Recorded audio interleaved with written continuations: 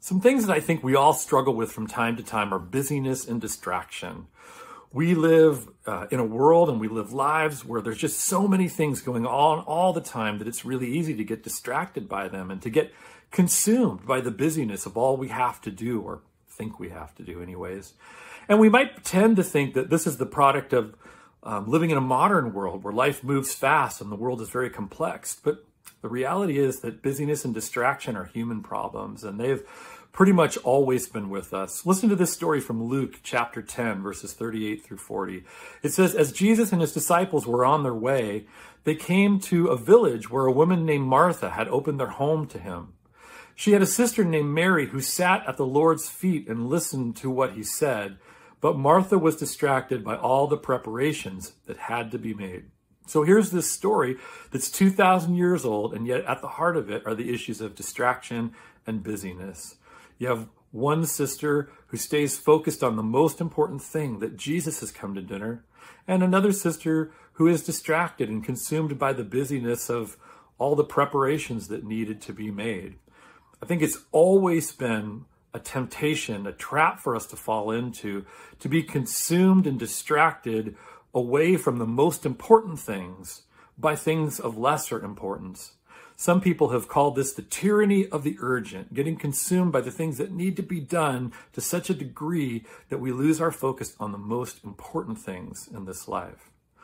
I think these days we're also really prone to slip into something I call being sidetracked into the trivial of spending hours a day busy scrolling the internet or with social media and being constantly distracted by our phones. It is just so easy to get busy and distracted from the most important things in this life. And as people of faith, from the most important thing of all, which is our relationship with Jesus. So what can we do? I want to lift up two things. And the first is this: we need to proactively seek to set our focus or reset our focus on Jesus. Hebrews 2:12 says, fix your eyes on Jesus. And you know, it can take some real work for us to make that our habit. But you know what? We can do it. If we stick to it and we have some self-discipline, the more we focus on Jesus, the more natural that will be for us to do. And he'll become that central focus of our life. And I think a key part of that is also for Jesus to become the lens through which we see others, the world, and ourselves. And so that Jesus is really a part of all that we say and do.